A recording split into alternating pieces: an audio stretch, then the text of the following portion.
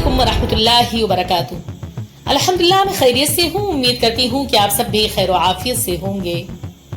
آج میں آپ سبھی کو حدیث جساسہ کا واقعہ سناتی ہوں۔ اسلامی روایات میں کچھ واقعات ایسے ہیں جو سننے والے کے دل میں تجسس پیدا کرتے ہیں اور ایمان کی کیفیت بھی تازہ کر دیتے ہیں۔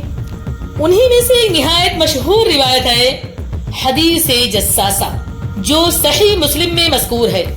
یہ وہ واقعہ ہے جس میں ایک صحابی نے ایک عجیب و غریب جزیرے کے بارے میں بات کی۔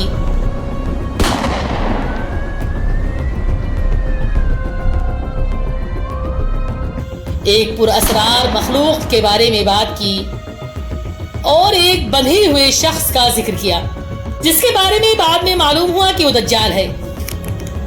آئیے اس کہانی کو تفصیل کے ساتھ سنتے ہیں۔ یہ واقعہ بیان کیا حضرت تمیم داری رضی اللہ تعالی عنہ نے۔ وہ اسلام قبول کرنے سے پہلے ایک عیسائی راہب تھے۔ ایک مرتبہ وہ 30 آدمیوں کے ساتھ سمندر میں سفر کر رہے تھے۔ اچانک سمندر میں شدید قسم کا طوفان آیا۔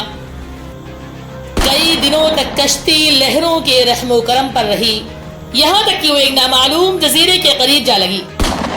یہاں سے کہانی کا مسٹری فیز شروع ہوتا ہے۔ جب وہ جزیرے میں داخل ہوئے تو انہوں نے وہاں پر ایک عجیب و غریب قسم کی مخلوق دیکھی، جس کا پورا جسم بالوں سے ڈھکا ہوا تھا۔ آگے پیچھے کا فرق کرنا مشکل ہو رہا تھا۔ حضرت تمیم داری رضی اللہ تعالی عنہ نے اس مخلوق سے پوچھا کہ تو کون ہے؟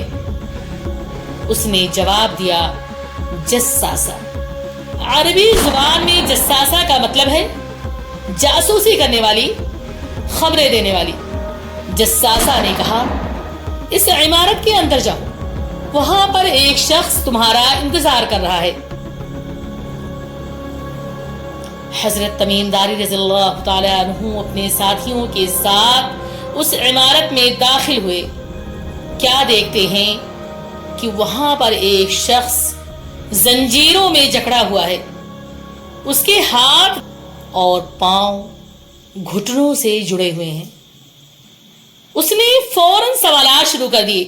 اس کا پہلا سوال یہ تھا، کیا نخل بہسان یعنی کھجوروں کے باغ پھل دے رہے ہیں؟ دوسرا سوال، کیا تبریہ کی جھیل میں پانی موجود ہے؟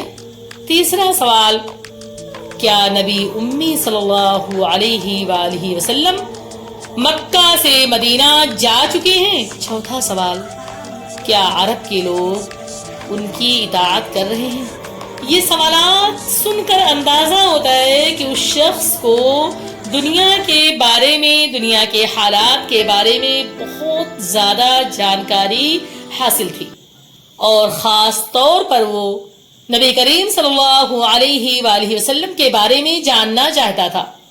جب تمیم داری رضی اللہ تعالی عنہ نے تمام سوالوں کے جوابات دیے تو اس شخص نے کہا کہ میں مسیح دجال، مجھے بہت جلدی اجازت دی جائے گی کہ میں زمین میں گھوموں پھروں، اور میں زمین میں 40 دنوں تک گھوموں گا پھروں گا اور لوگوں کو بہکاؤں گا۔ جب تمیم داری رضی اللہ تعالی عنہ واپس آئے تو انہوں نے حضرت محمد مصطفیٰ صلی اللہ علیہ وآلہ وسلم سے واقعہ سنایا۔ حضرت محمد مصطفیٰ صلی اللہ علیہ وآلہ وسلم نے تمام صحابہ کو مسجد میں جمع کیا اور مسجد نبوی میں ارشاد فرمایا کہ تمیم داری رضی اللہ تعالی عنہ نے جو بیان کیا ہے وہ میری باتوں کے مطابق ہے۔ جو حدیثیں میں نے آپ سے بیان فرمائی ہیں، دجال کے بارے میں جو باتیں میں نے آپ سب کو بتائی ہیں، وہ انہی باتوں کے مطابق ہے۔ پھر حضرت محمد مصطفیٰ صلی اللہ علیہ وآلہ وسلم نے ارشاد فرمایا کہ دجال مشرق کی جانب ایک جزیرے میں موجود ہے۔ یہ تصدیق اس واقعے کو اور بھی اہم بنا دیتی ہے۔ صحیح مسلم میں مذکور روایت کے مطابق تمیم داری رضی اللہ تعالی عنہ نے ایک جزیرے کا ذکر کیا اور حضرت محمد مصطفیٰ صلی اللہ علیہ وآلہ وسلم نے ارشاد فرمایا کہ دجال مشرق کی جانب ہے۔ مدینہ کے ایسٹ میں فیمس عربین سی ہے اور اس میں 4 جزیرے پائے جاتے ہیں۔ لکشدیپ آئی لینڈ انڈیا میں، مسیرہ آئی لینڈ عمان میں اور استولا آئی لینڈ پاکستان میں۔ حدیث میں صاف بتایا گیا ہے کہ دجال مشرق میں ہے۔ سکوٹرا آئی لینڈ اور مسیرہ آئی لینڈ اس سے خارج ہو گئے، باقی بچے لکشدیپ آئی لینڈ اور استولا آئی لینڈ۔ رسول اللہ صلی اللہ علیہ وآلہ وسلم نے یہ ارشاد فرمایا کہ دجال مشرق میں ہے۔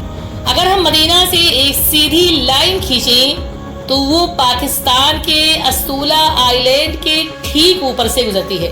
کچھ لوگ یہ کہتے ہیں کہ انڈیا کا لکشدیپ مدینہ سے جنوب مشرق کی سمت میں آتا ہے اور یہ اس زمانے میں الگ تھلگ تھا، سمندری طوفان کے ذریعے وہاں پہنچنا ممکن نہیں تھا۔ بعض لوگ یہی کہتے ہیں کہ استولا آئی لینڈ جو پاکستان میں ہے۔ نبی کریم صلی اللہ علیہ وآلہ وسلم کی بتائی ہوئی باتوں کے حساب سے کہ دجال مشرق میں ہے اور جب ہم مدینہ سے لکیر کھینچتے ہیں تو ٹھیک پاکستان کے استولا آئی لینڈ کے اوپر سے گزرتی ہے، تو ہو سکتا ہے کہ حضرت تمیم داری رضی اللہ تعالیٰ عنہ کو دجال وہیں پر ملا ہو، اسی جزیرے میں ملا ہو، لیکن آج اگر ہم وہاں جائیں گے تو ہمیں وہاں پر کچھ بھی نظر نہیں آئے گا۔ ہم آج یہ تو نہیں کہہ سکتے کہ دجال وہاں موجود ہے کیونکہ ہمیں کچھ نظر نہیں آئے گا، اسی لیے ہم اسے اللہ کے اوپر چھوڑ دیتے ہیں۔ واللہ اعلم بالصواب۔ شاید اصل سوال یہ نہیں کہ جزیرہ کہاں ہے، بلکہ یہ ہے کہ اگر کل وہ فتنہ ظاہر ہو جائے تو کیا ہمارا ایمان مضبوط ہوگا؟ دجال کا خروج مشرق سے ہی ہوگا۔